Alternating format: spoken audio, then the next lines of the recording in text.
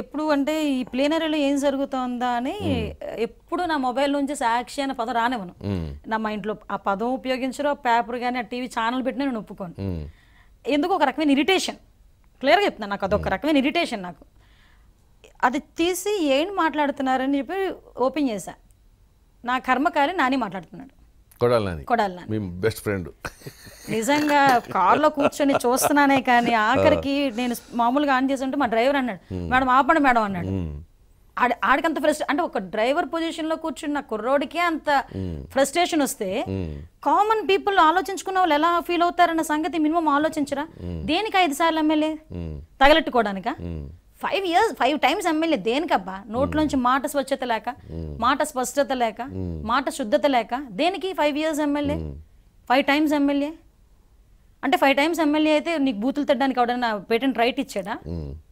ఎవరిని పడితే వాడిని ఇష్టానుసారంగా నోటుకు వచ్చినట్టు వయసుతో కూడా సంబంధం లేకుండా మాట్లాడితే, అదే మాట అలా కూడా కాకుండా ఏదైనా సభ్యత కలిగి మేము ఒక మాట మాట్లాడామంటే కిందన కామెంట్స్ పెడతారు సార్ నిజంగానా. అవి పక్కన పెడితే ఈ ఆల్ ఆఫ్ సడన్ పోలీసులు వచ్చి మాకు నోటీసులు ఇస్తారు. ఏ విషయంలో ఇచ్చారు మీకు? అట్లా ఏం తిట్టినందుకు ఇచ్చారు? బై గాడ్స్ గ్రేస్ నేను అక్కడ దొరకలేదు వాళ్ళకి. ఎందుకు మీరు ఎక్కడ తగ్గట్లేదుగా సార్? నేను తిడతా, సాక్షాత్ ముఖ్యమంత్రిని సైకో అంటారు. అంటాను సార్, అది నిజం కాబట్టి అందుకే ఎవడు వెళ్ళైపోతున్నాడేమో. నత్తి పకోడి అన్న, నత్తి రెడ్డి అన్న. అంటే ఈ మాట కూడా చెప్తున్నాను ఎందుకు అన్నాను అన్నది, నా నోట్లోంచి సాధారణంగా వ్యక్తిగత విషయాలు కానీ ఆ పదాలు రానివ్వను. ఒకానొక టైంలో పప్పు నాయుడు అని లోకేష్ గారిని ఎంత వాళ్ళు చేశారు, ఎంత ట్రోల్ చేశారో, ఎంత అతన్ని ఇమేజ్ డ్యామేజ్ చేశారో నాకు తెలుసు. ఆ రోజు మాట్లాడని పెద్ద మనుషులు ఎవరు కూడా ఈ రోజు నేను ఎందుకు నత్తిరెడ్డి నత్తి సీఎం అంటే ఎందుకు లుక్కి పడాలి? ఆ తర్వాత అయింది ఇది. అంటే మీకు తెలియంది ఏంటంటే రాజకీయాల్లో ఎప్పుడు కూడా సెకండ్ పొజిషన్లో ఉన్న వాళ్ళని టార్గెట్ చేస్తారు. అది చాలా సహజం. ఒకప్పుడు ఎన్టీ రామారావు ఉన్నప్పుడు మీకు అప్పుడు తెలియదు కదా, Chandrababu Naidu number 2 for all practical purpose. Doctor Venkateswara Rao ఉన్నా కానీ చంద్రబాబు నాయుడు యాక్టివ్గా ఉండేవాడు. చంద్రబాబు నాయుడు టార్గెట్ అయ్యేవాడు అపోజిషన్కి. అంటే అప్పుడు అంటే ఈ సోషల్ మీడియా ఈ దిక్కుమాలిన వాళ్ళు లేదు కానీ, బట్ అపోజిషన్ వాళ్ళు ఏంటంటే చంద్రబాబు నాయుడు ఇప్పుడు ఇట్లా చూసినా కానీ అనితని అట్ట చూస్తున్నాడు ఏంటని అట్లా మొదలుపెట్టి ఆ స్థాయిలో అతన్ని ఎంత విలన్గా చూపించాలో అంత ట్రై చేశారు. సరే, అతను మామూలుగానే ఒళ్ళంతా ఆనందం రాసి కూర్చుంటాడు కనుక ఎక్కడ దొరకకుండా జాగ్రత్తగా బయటపడ్డాడు అనుకోండి, అది సహజం. సో అట్లా రాటుదేలి అతను పైకి వచ్చాడు. అట్లాగే ఇప్పుడు లొకేషన్ కూడా ఏంటంటే అతన్ని వీకెన్ చేయటం సహజం వాళ్ళు. ఎందుకంటే ఏజ్ వైజ్గా జగన్మోహన్ రెడ్డికి పోటీ వచ్చేది నెక్స్ట్ ఫ్యూచర్లో లోకేష్ అనే కదా. సో లోకేష్ని పప్పు లేదా పప్పు నాయుడు ఇట్లా నోటికి వచ్చినట్టు మాట్లాడేసేసేటప్పటికి జనం దృష్టిలో ఏంటంటే లోకేష్కి అంత సరుకు లేదేమో, అంత టాలెంట్ లేదేమో అనే భావన ఏర్పడిపోతే చాలు వాళ్ళకి, అంతే. అదే వాళ్ళ టార్గెట్. సో అది కరెక్టే. దాని నుంచి బయటపడాల్సిన బాధ్యత లోకేష్ది. ఇది ఇలా ఎందుకు చేస్తున్నారు నన్ను అని చేయటం అన్యాయం అని అనడం కాదు. ఇది రాజకీయంలో యుగధర్మం లాగా ఇది ఒక ధర్మం. అది ఏ ధర్మం అంటే అది వేరే ధర్మం. ఇప్పుడు 30 ఏళ్ల క్రితం చంద్రబాబు నాయుడుది ఒక స్థాయిలో జరిగింది. ఇప్పుడు 30 ఏళ్ల తర్వాత ఇప్పుడు రాజకీయాలకు అసలు డెఫినేషన్ మారింది, రాజకీయ నాయకుల లక్షణాలు మారాయి కనుక ఇప్పుడు ధర్మం ఇది. సో దానికి పర్సనల్గా పెద్ద ఫీల్ అవ్వాల్సిందేం లేదు. యాక్చువల్గా అవుతారు, ఎవరో కార్యకర్తలు అవుతారు. లోకేష్ అయ్యాడు లేదో నాకు తెలీదు, కానీ మీరందరూ కూడా అవుతున్నారు. అవడం వల్లే కౌంటర్ కూడా తీవ్రంగా ఉంటుంది. మేము దేన్ని మర్చిపోకూడదు కదా సార్. కానీ చేతల ద్వారా మాటల ద్వారా నేను పప్పు కాదు నిప్పు అని రుజువు చేసుకోవాల్సిన బాధ్యత లోకేష్ది. ఒప్పుకుంటారా? నేను ఒప్పుకుంటాను. చేసుకున్నారు కూడా. ఆయన ఈ రోజు అతన్ని బాడీ షేమింగ్ చేశారు, మాట ఇలా మాట్లాడతారని మాట్లాడారు. ఈ రోజు తను ఎంత ట్రాన్స్ఫర్మేషన్ అయ్యారంటే ఆయన నిజంగా ఒక లీడర్గా ఎలా ఉండాలి అన్నది చాలా క్లియర్ కట్గా ఈరోజు లోకేష్ గారిని చూస్తే తెలుస్తుంది. ఈరోజు కరెక్టే కదా? Correct sir.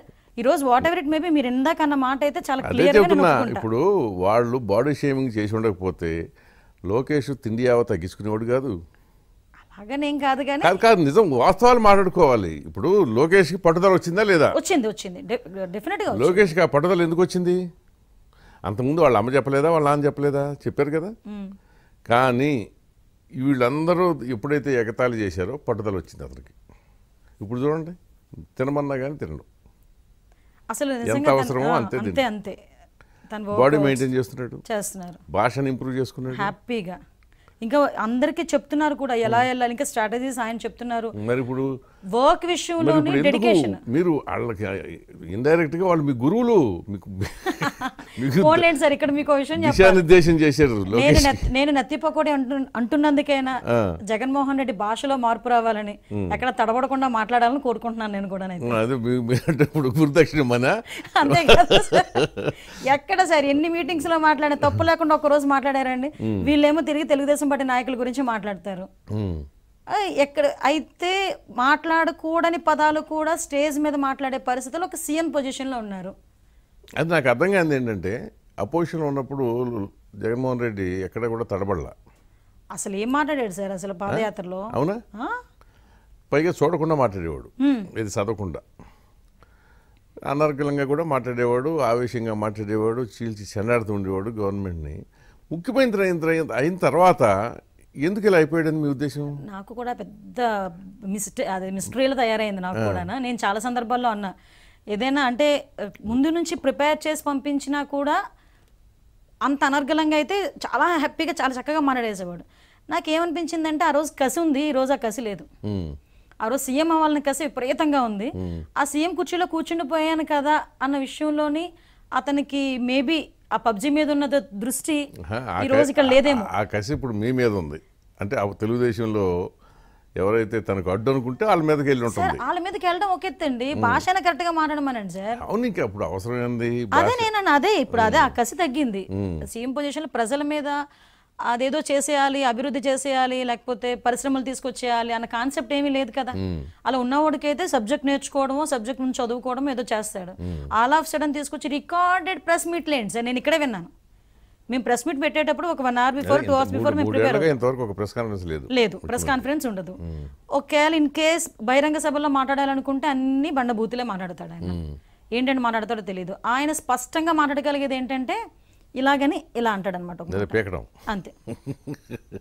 ఆ ఒక్కటి మాత్రం స్పష్టంగా మాట్లాడతాడు, అంతకుమించి వేరేదేమి స్పష్టంగా మాట్లాడతాడు. మీరేమో ఆయన జుట్టు పీకుతున్నారంట, అందుకని పీకే రోజు ఎలాగో వస్తుంది. పేకలేరు అని చెబుతున్నాడు. మేము ఒక్కలమే కాదు, ప్రజలందరూ పీకే రోజు ఎలాగో వస్తుంది అతి దగ్గరలోనే.